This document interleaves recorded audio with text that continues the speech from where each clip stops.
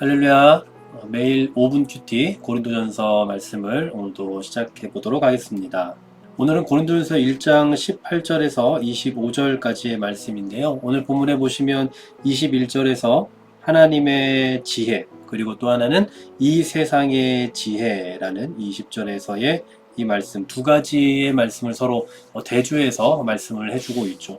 여기서 말하는 하나님의 지혜는 무엇을 가리키느냐 하면 18절에서 말씀하고 있는 이 십자가의 도를 의미한다라고 볼 수 있습니다. 하나님의 지혜, 십자가의 도. 십자가의 도가 멸망하는 자들에게는 미련한 것이고 구원을 받는 우리에게는 하나님의 능력이라고 말씀을 하고 있죠.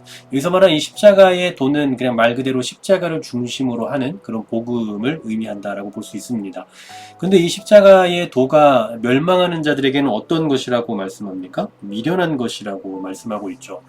멸망하는 자들, 이것은 이제 현재 분사형으로 쓰이고 있는데요. 멸망에 가고 있는 사람들에 대한 이야기예요. 그러니까 뭐 어느 한 세대에 해당되는 것이 아니라 모든 시대에 속한 그런 말씀이라고 할까요? 모든 세대의 모든 사람들에게는 이것이 다 미련해 보인다라는 거죠. 몰상식해 보인다라는 이야기입니다. 그러나 구원받는 우리들에게는 어떻다고요? 구원받는 우리들에게는 이것이 하나님의 능력이라고 말씀을 하고 있죠. 이 십자가 부활로 우리가 구원을 받고 의롭다함을 얻었다라는 거 우리는 너무나 잘 알고 있습니다. 우리가 잘 알고 있는 말씀 중에 이 로마서 3장 20절 말씀이 있죠. 율법의 행위로는 그의 앞에서 의롭다 하심을 얻을 육체가 없다라고 말씀을 해요. 모든 사람은 다 어디 아래 있습니까? 죄 아래 있죠. 어떤 사람도 구원을 받을 수 있는 조건을 가지고 있는 사람이 없습니다. 그런데 누가 우리를 구별을 했습니까? 누가 우리를 성도로 부르고 누가 우리를 신자로 구별을 했냐는 거예요. 바로 하나님께서 하신 것이죠. 우리에게 어떤 다른 사람보다 돋보이고 뭐 특별하고 유별난 게 있어서가 아니에요. 오직 하나님의 은혜로, 하나님의 절대적인 주권으로 우리를 선택하셨다는 거죠. 이처럼 십자가의 도를 바르게 깨닫게 되면 하나님의 능력임을 깨닫게 되고 하나님께만 영광을 돌리게 되는 거예요. 바로 이 십자가의 복음을 오늘 본문에서는 뭐라고 표현하고 있는 겁니까?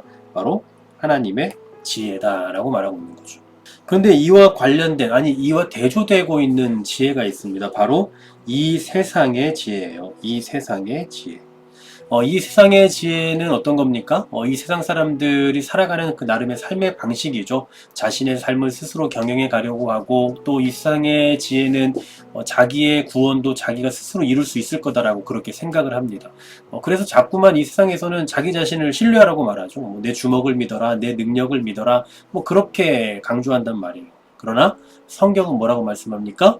명백히 이 세상의 지혜를 거절하고 있죠. 하나님께서는 이 세상의 지혜를 어떻게 만드신다라고 오늘 본문에서 말씀하나 보십시오. 기록된 바 내가 지혜 있는 자들의 지혜를 멸하고 또 총명한 자들의 총명을 폐하리라고 말씀을 하죠. 하나님께서 이 모든 것들을 다 쓸모없는 것들로 만들어 버리신다라는 거예요. 이 20절 말씀을 한번 보십시오. 선비가 등장을 하고 있죠. 그리고 이 세대의 변론가도 등장을 합니다. 또 그 앞서서 지혜 있는 자도 있어요. 이런 사람들은 어떤 사람들입니까? 그 당대에 자신이 가장 지혜롭다라고 생각하면서 사는 그런 사람들이죠. 그런데 이들의 지혜는 어떻다고요? 이 지혜로는 도무지 하나님의 지혜를 알 수가 없다라는 사실이에요. 특히 우리가 오늘 본문에서 조금 주목해서 봐야 될 부분이 뭐냐면 이 복음의 이중성이라고 볼 수 있습니다. 그러니까 이 복음에는 이중성이 나타나고 있는데 한쪽에서는 복음이 걸림돌이 되고요. 또 한쪽에서는 하나님의 능력으로 나타난다라는 거예요.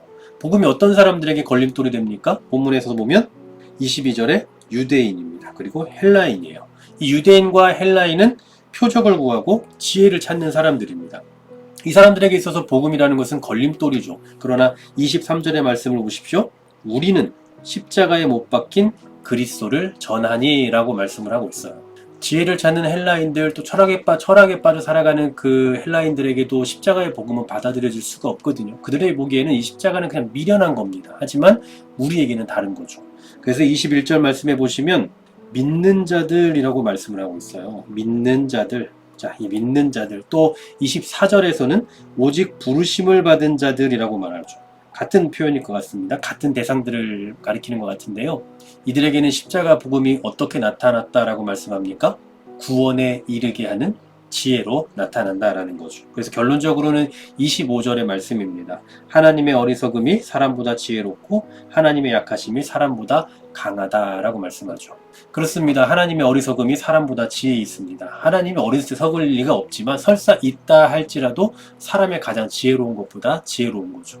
하나님의 약하심이 또 사람보다 강하다라고 말씀합니다. 하나님이 약한 것이 없지만 설사 그렇다 할지라도 이 세상에서 가장 강한 사람보다 하나님은 강하시다라는 사실이에요.